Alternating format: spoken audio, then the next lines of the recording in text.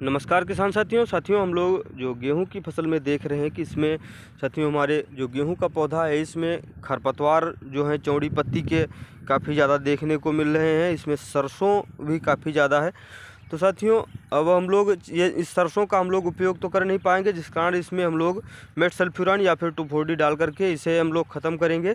तो जिससे हमारे जो गेहूं के पौधे हैं इनको विकास के लिए पर्याप्त जगह में मिल जाएगी और जो हमारे गेहूं के पौधे हैं ये अच्छी तरीके से ग्रोथ कर पाएंगे।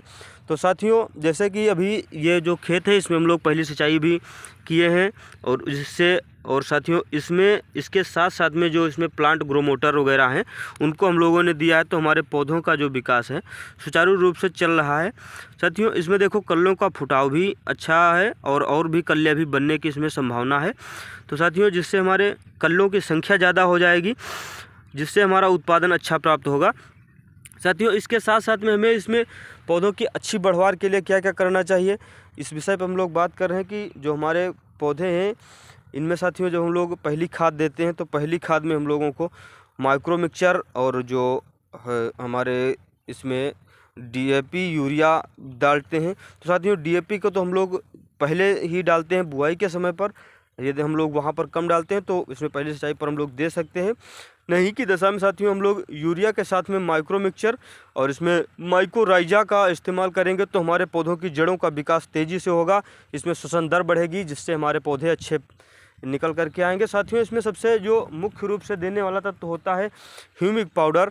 ह्यूमिक के इस्तेमाल से जो हमारे पौधों में श्वसन क्रिया वो तेज़ हो जाती है, इसमें जो इसके जीवन की अन्य जो क्रियाएं हैं उनको तेज़ करता है ह्यूमिक। तो ह्यूमिक का इस्तेमाल इसमें 1 किलो पर एकड़ के हिसाब से आप लोग ज़रूर किया करें पहली की जो खाद देते हैं उस समय।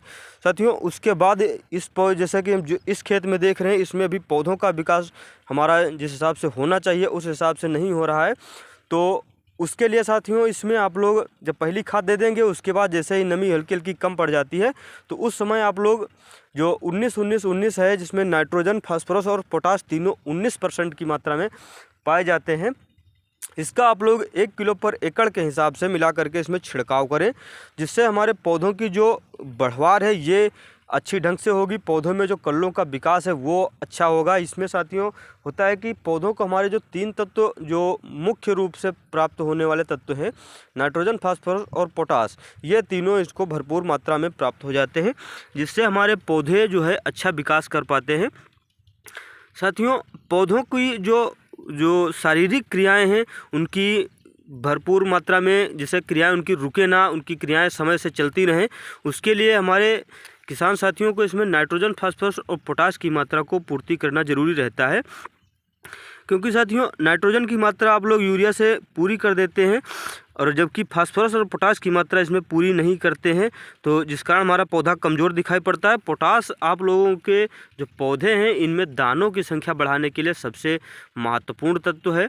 तो साथियों इसमें हम लोग जो NPK 19-19 देते हैं तो उसमें हमारे पोटाश प्राप्त हो जाता है, जिससे हमारे पौधों में दानों की संख्या अच्छी प्राप्त होती है।